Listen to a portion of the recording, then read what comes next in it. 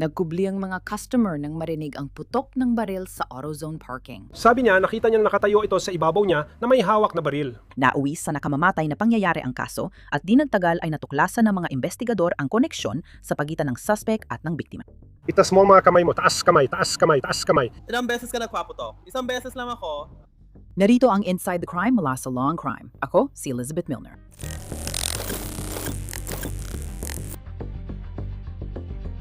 Sabi ng suspect, ginawa niya ito para ipagtanggol ang sarili, ngunit tumakas siya at iniwan ang kasintahan na mamatay sa paradahan.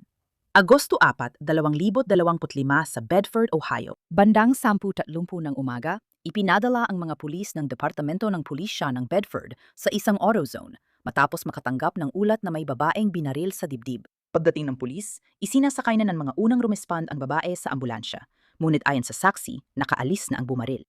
Nakita ko siyang tumalong sa bakod. Talaga? Nandito ka? Nakita mo ba yon? Nasa kabila ako ng kalsada. Nakita at narinig ko ang putok ng baril. Kaya di mo narinig, wala ka naman dito, Darren. Hindi, wala ka pa dito. Hindi. At nandito ka lang ngayon. Nakababa ko lang ng post nang marinig ko ang putok. Nakita ko siyang tumakbo at tumalo sa bakod na yon. Suot ang puting pantalon. Kinilala ng pulisya ang biktima na si Riley Jones, 20 taong gulang. Iniimbestigahan ng mga opisyal ang insidente. Ayon sa saksi, may lalaking may baril na nakatayo sa ibabaw ni Riley. Nasaan ka nun? Gumapang ako palabas ng trap, narinig ang putok at panikot ko sa likod, nakita ko siyang nakatayo sa ibabaw niya, hawak ang baril. Sinabi niya na nakita niyang nakatayo siya sa ibabaw niya na may hawak na baril pagkatapos ng putok ng baril. Hindi niya mismo nakita ang pamamaril, pero nakita niyang nakatayo siya sa ibabaw niya na may baril. Sige. Alis kami at susubukan naming makakuha ng suspect. Mark, gusto mo na ba ng pahayag ng saksi ngayon o mamaya na? Sumigaw ako sa kanya na humiga sa sahig. Tapos pumasok siya sa tindahan. Ako, palang... Tinatawagan na namin ng pulis, gago ka. Alam namin aalis na siya. Kailan, anong klaseng baril yun?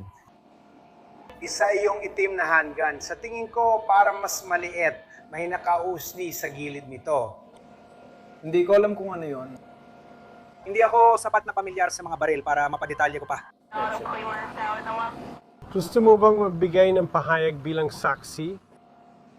Pwede naman, kaso wala akong masyadong maitulong sa pagkakakilanlan kasi nagtago lang ako sa likod ng truck at hindi ko masyadong nakita yung lalaki. Pagbalik ko para sumilip sa kanto habang kausap ang 911. Wala na siya. Kaya kakaunti lang ang detalye na maibibigay ko sa inyo. Pwede mo bang sabihin na narinig ko ang putok ng baril? Nakita ko ang isang lalaki na nakatayo sa ibabaw? Pwede mo bang isulat yon sa isang pahayag para sa akin? Sige Dale, ipapasa ko na yan. Dinala agad si Riley sa ospital at kritikal ang lagay niya. Di patiyak ng mga opisyal kung siya'y makakaligtas. May dagdag na pulis na naghahanap sa bumaril. Ayon sa ulat ng pulisya, ang suspect ay itim na lalaki, nakaitim na jacket na may siper at puting pantalon. Kalaunan, may saksi pang lumapit na nagbigay ng bagong detalye sa investigasyon. Ano po nangyari, ma'am? Sobra na ito. Matagal na silang toxic ang relasyon. Tinawagan ko na dati ang pulis kaya pumunta siya rito. Binabasad niya ang bintana at sinira ang kotse niya. Sinubukan kong kumuha ng restraining order. Noon, sa Maple ako nakatira. Sabi nila walang magagawa, kasi doon siya nakatira. Kaya malamang, papayagan pa rin siyang pumunta. Ano ang relasyon ninyo? Ako ang ina ni Darian Hobby. Sige, bata na nakaputing pantalon. May suot siyang jacket. Sige, Sinabi ko sa kanya na tigilan na siya. Kinausap ko ang pamilya niya at ang pamilya ng babae. Nanginginig ako. Sinabihan ko silang hayaan ng isa't isa. Sa alam ko, hinayaan na nila ang isa't isa. Kaninang umaga, pumunta siya dito at pinindot ang doorbell ko. Sinabi niya na tinawagan siya ni lalaki pero binabaan agad. Gusto ko ring malaman kung bakit. Tinawagan siya ni lalaki at binabaan siya ng telepono. Sinabi niya sa akin na nasa bahay siya. Gusto kong malaman bakit niya ako binabaan ng telepono. Kaya pinaalis ko siya dahil ayokong nandito ka. Bakit ka pa nandito? Sabi niya, nagde-date pa rin daw sila buong panahon. Nainis siya dahil bumalik si lalaki sa bahay. Tapos na siyang makipag-usap sa kanya. Bumalik siya sa bahay at gusto niyang ipagpatuloy pa ang pag-uusap nila. Kaya paulit-ulit ko siyang pinapakiusapan na umalis. Sa wakas, umalis din siya. Pumasok siya sa bahay at sinabi, pupunta ako sa AutoZone. Dapat daw siyang magbayad dito para ma-check ang kanyang baterya. Dahil ang kanyang baterya, Parang nakapangalan niyang sa akin. akin yon. Umakyat siya rito. Habang nagmamaneho pa Libby, nakita ko siya sa gitna ng daan, sinusundan at tila gustong banggain ang kotse paakyat ng Libby Road. Sige, tuloy mo lang. Kaya sinabi ko sa kanya na pabayaan mo na siya. Habang sinusubukan ko siyang kausapin, kailangan kong pag-usapan kung bakit ka nandito. Sinabi ko sa iyo na umalis ka at sabi niya, gusto ko lang siyang kausapin kasi alam kong binabaan niya ako ng tawag tungkol sa lahat ng ito. Kaya nga, dahil nasabi ko, sinundan niya siya dito. Na-traffic siya kasi sinusubukan niyang dumiretso. Pero binabangga siya ng babae sa kotse. Sige, tuloy mo lang. Kaya hindi ko alam kung ano ang nangyari pagdating nila dito. Tumawag lang siya sa akin at sinabi na may masamang nangyari. Pinoprotektahan ko lang siya. Kaya tinanong ko siya kung ano nangyari. Sabi niya, binaril ko siya. Sinusubukan ko lang daw protektahan ang sarili ko. Balikan natin. Habang tinatanong ng pulis ang akala niyang nanay ng suspect, may lalaking tugma sa description ng suspect na nakita nilang naglalakad. May lalaking black na nakaputing pantalon at itim na zip-up hoodie na naglalakad papuntang Broadway habang may kausap sa telepono. Ibaba mo ang telepono. Itas mo ang kamay sa taas, kamay sa taas, kamay sa taas. Kinumpirma ng Bedford Police Department na si Darian Hobley ang suspect sa pamamaril. Ayon sa ulat, napansin ng pulis na may dugo siya sa kanang paa ng pantalon at harap ng kamisyeta. Ano nangyari? Ano nangyari? Ano nangyari ngayon? Sinabi ko na sa'yo, pupunta lang siya sa bahay ko. Hayaan mo masaktan ang puso ko para sa'yo ngayong pagkakataon. At sinabi ko sa kanya na huwag na siyang bumalik.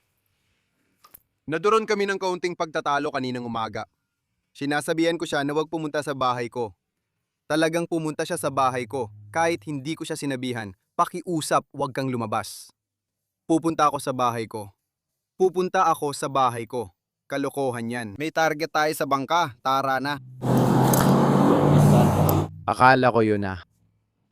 Akala ko magiging awkward at ayaw kong sirain yun. Bahay ko to. Pinasabi ng nanay ko, bilisan mo. Sino siya? Ah? Sino siya? Ang girlfriend ko, sinabihan ko siya na huwag akong isturbohin. Ayokong maabala. Pakiramdam ko ay nanganganib ako. Nais malaman ng pulis ang nangyari sa baril na ginamit sa pamamaril. Inamin ni Darian na itinapon niya ito. Nasaan ang baril? Itinapon ko na. Ha? Itinapon ko na. Saan? Dito sa kwartong ito.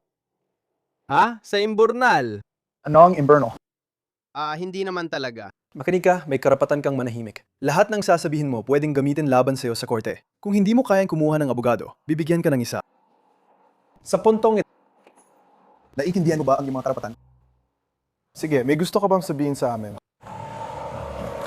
Sinabi mong nag-away kayo ng girlfriend mo, tama? Saan mo nakatira?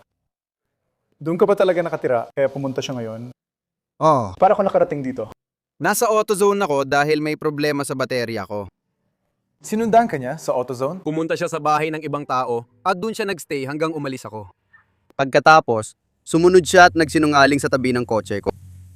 Sinusundan niya ako sa buong trapiko. Hindi ko naman sinasabi sa kanya na pabayaan na lang ako. Sinasabihan ko siya na lumayo sa kotse ko kasi palagi niya akong ginagambala. Palagi niya akong inaaway. Sinubukan niya akong saktan kaya sinabi ko, pwede ka bang umalis? Naranasan ko na yung mga pagtatang kanyang saktan ako at kung ano-ano pa. Kaya paulit-ulit kong sinasabi sa kanya, pakiusap, umalis ka. Pakiusap, umalis ka. Pwede ka bang lumayo sa kotse ko? Huwag mong hawakan ng kotse ko. Huwag mong hawakan ng kotse ko. Binuksan niya ang bintana ng kotse ko. Ipinasok niya ang kamay niya sa loob ng kotse. Hindi ko alam kung ano ang gagawin niya. Nasa upuan ka ng driver. Oo. Sa loob ng kotse mo. Oo. Nasa AutoZone pa rin ba ang kotse mo? Oo, dapat nandoon pa. Anong klaseng kotse kung meron ka? Yung Chevy Coco na yon. Anong kulay ito? Puti. Yan ang kotse mo, nakarehistro yan sa'yo. Nakarehistro yan sa nanay ko. Kotse ng nanay mo yan, kaya ipinasok niya ang kamay niya sa bintana ng kotse mo. Hindi. Binuksan niya ang pinto. Binuksan niya ang driver's side na pinto. Sige. At pagkatapos, anong nangyari pagkatapos nun? Ipinasok niya ang braso niya sa kotse at basta ko na lang siya binaril. Ikaw ba? Natakot ka ba para sa buhay mo?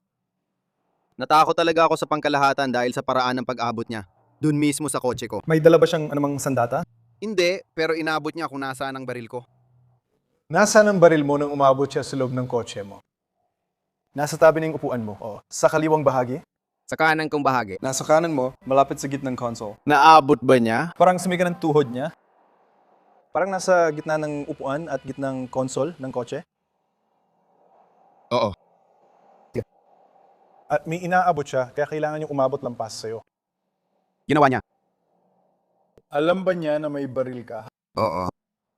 Sige, at anong sinusubukan niyang gawin? Bakit kayo nagtatalo? At bakit kanya sinusundan sa simula pa lang? Dahil ba akala niya nakatira siya kasama mo o ano? Sa totoo lang. Mababaw lang talaga yon. Hindi ko talaga maintindihan kung bakit palaging umaabot sa ganitong punto. Pero tinawagan ko lang siya. Nakita ko kung nasaan siya. Nag-text ako sa dirty radio, pero di siya sumagot. Nung tinawagan ko, sabi niya kukuha lang siya ng damo. Sige. Sabi niya habang nag-uusap kami sa telepono, tumawag siya ulit. Sang address ka nun at doon na siya nagsimulang sundan ka. Pumunta siya sa inyo.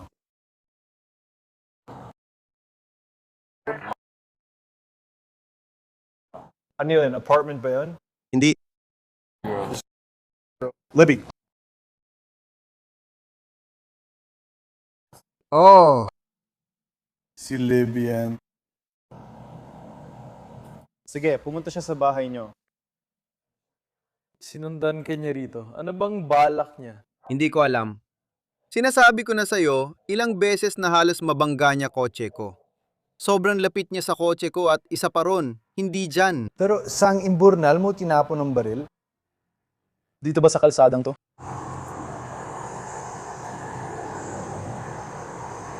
Anong klaseng baril? Ano yon? Siyam na milimetro. Siyam na milimetro. Anong market model nito? Hindi ako masyadong sigurado.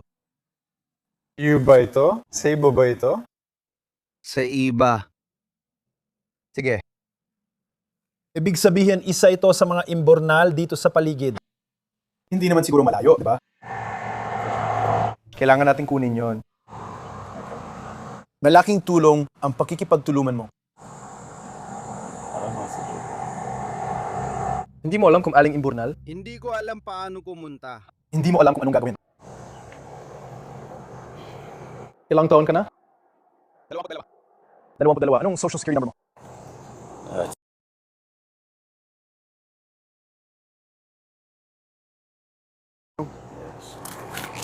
Dapat ay papasok ako sa militar.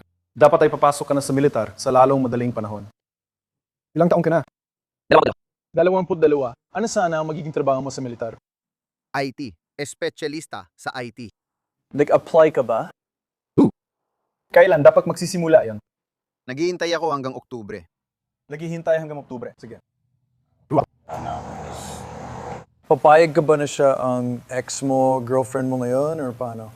Gusto ko siyang gawing ex-guest parent pero di ko alam paano tapat na sabihin. Pababayaan mo bang sirain ng babaeng to ang magandang kinabukasan mo?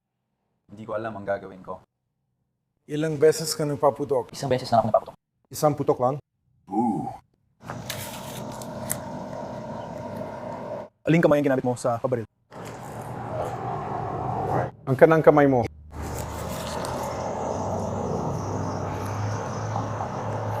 Alam mo ba kung anong kulay ng baril? Abuhin ito. Puti. Itim. Ano yan? Bilog na baril, set na baril. Officer.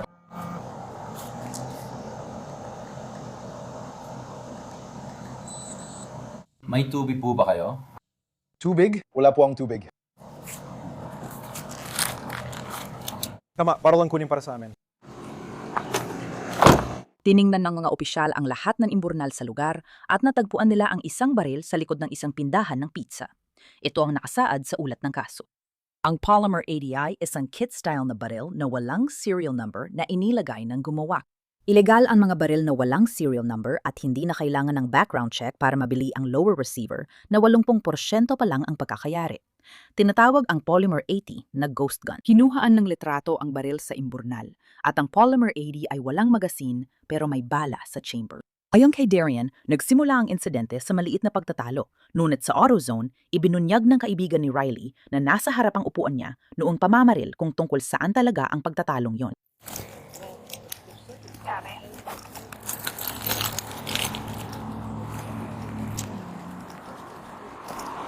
Mga tol, pwede bang lumayo muna kayo sa kotse para sa akin? Baka pwedeng tumambay muna kayo sa ibang lugar. Kung dumating ang sundo ko, makakaalis ba ako? O kayo ba? May kumuha ba ng impormasyon ninyo? May suot akong asul na sombrero. Hindi siya naka-uniforme. Oo, kinuha niya ang impormasyon mo. Oo, mga mata ko. Sa tingin ko, ayos ka na. Sige, walang anuman. Ma'am, sandali lang, dumating ka. Pasensya na. Kasama mo siya buong oras? Oo. Anong mangyari? Nag-aaway lang sila, umabot na sa punto ang pagtakalo na Nagsimula ito sa Maple Heights. sinabi niya, huminto ka muna, mag-usap tayo. Kaya sa huli, huminto sila sa AutoZone. Lumabas siya ng kotse. Dito siya nag-park. Hindi, napark siya sa likod ng kotse niya. Inilipat ko ang kotse niya nung bumaba siya ng kotse. Inilipat ko ang kotse niya nung... alis na sana ako nung akala ko babalik na siya ulit. Doon ako pumunta sa Polynesia noon. Kaya pumasok at lumabas siya sa AutoZone. Oo, binaril niya siya at pumasok. Binaril niya, pumasok, at sinabihan siyang tumawag sa 911. At pagkatapos, lumabas ulit siya. At pagkatapos, lumabas ulit siya. Sinubukan ko siyang buhatin. Inawa ba niya? Hindi ko nakita. Lumapit siya sa kanya na sa bandang direksyong yon. Kaya pumunta ako sa likod niya. Oo, kaya ako tumakbo sa kotse para umalis. Kasi sabi ko, huwag mo akong barilin. Ayaw na rin niya sa akin. Kaya, nung umalis ako at nakita kong sinusubukan niyang buhatin siya at tulungan siya, ibinalik ko yung kotse kasi sabi ko, okay, baka medyo matino na siya ngayon. Lang marinig kong paparating ang ambulansya, dito ko ipinarada ang kotse para makaewas. Sige, okay. Kaya nangyari yun. Nakaupo ka sa kotse sa mismong likod niya nung binaril niya siya. Ano ang nangyayari ng mga oras na yon? Kaya bumalik siya sa kotse. Pumunta siya sa kotse niya at nag-usap sila ng mga 5 minuto, tapos bumalik siya sa sarili niyang kotse. Nahanap ko ba cellphone niya? Nahanap ko ang cellphone niya at inabot ko sa kanya. Mukhang sira at hindi na gumagana ang cellphone. Inabot ko ito sa kanya kaya bumalik siya sa kotse. Nasa harap pa rin ako, nakaupo. Sabi niya, sinira mo na naman ang cellphone ko, pangalawang beses na ito. Ay pagkatapos, hindi ko alam ang nangyari sa sandaling yon. Pero habang bumababa siya ng kotse, narinig ko ang putok, hindi pa nga tunog baril. Parang tunog lang ng bibigan, parang paputok, mga ganon. Hindi talaga tunog baril. Kaya tinanong ko, saan siya nakatayo nang mangyari yon? Parang ito yung pinto, ito yung side ng driver niya. Ito yon. Tingnan mo siya habang lumalabas ng kotse. Siya ang bumaril sa kanya. Nahulog siya. Parang basta na lang siya natumba paatras. Oo, literal na basta na lang siyang bumagsak paatras. Wala man lang siyang paglaban. Wala talaga. Basta na lang siyang napahiga pabalik. Narinig ko siyang sumigaw ng pangalan ko. Habang palabas ako ng kotse, nakita ko siyang lumabas muli ng AutoZone. Inisip kong ayaw kong mabaril, kaya pinaandar ko ang kotse palayo. Binaril at pumasok. Sa loob ng AutoZone. Sinabi niyang tawagin ang polis. Dinala si Darian Hobley sa Solon Detention Facility. Ipinaalam sa pulis na namatay si Riley Jones dahil sa mga sugat, kaya kinasuhan si Darian ng aggravated murder. Sa una, nagpasok siya ng not guilty na plea. Sa dulo, nakipagkasundo siya sa mga piskal at umamin sa involuntary manslaughter. Sa pagdinig ng hatol noong Pebrero 2026, umiiyak niyang sinabi na hindi niya sinadyang saktan si Riley. And she reached for it. Natakot lang ako.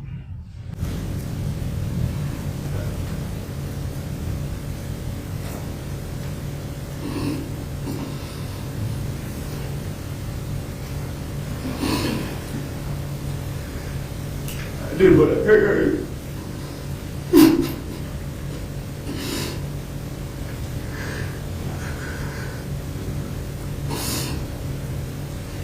Sinubukan ko siyang tulungan. Nagtanong ako kung kailan ako pwedeng pumunta, pero hindi ko alam ang gagawin. Nakaka-overwhelm talaga.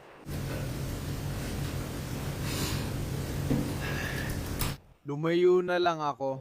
Gusto ko lang na ibang tanawin. Kaya napasama ako. Naisip kong sakta ng sarili ko.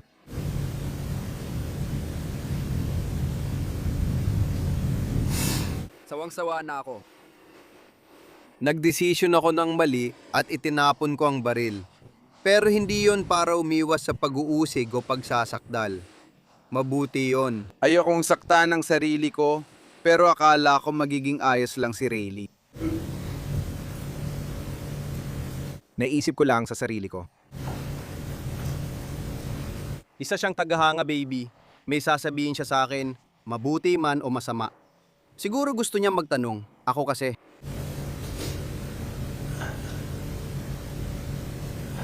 Hindi ko naisip.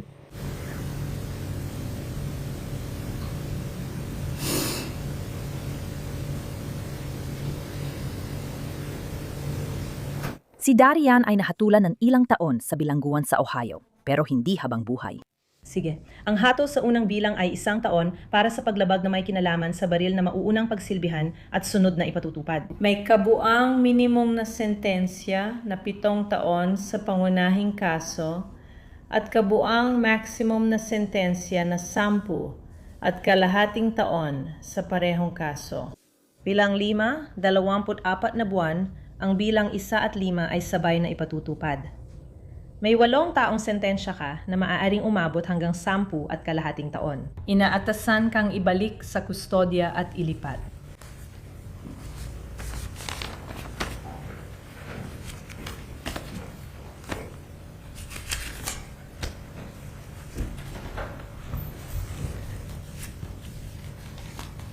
Ayon sa online record ng Ohio Department of Corrections, si Darian Hobley ay nakakulong sa Lake Erie Correctional Institution. Ang inaasahang petsa ng kanyang paglaya ay sa Agosto ng 2033, kung kailan siya ay 30 taong gulang na. Salamat sa pagsama sa Inside the Crime. Ako si Elizabeth Milner. Magkita tayo ulit bukas para sa bagong kaso.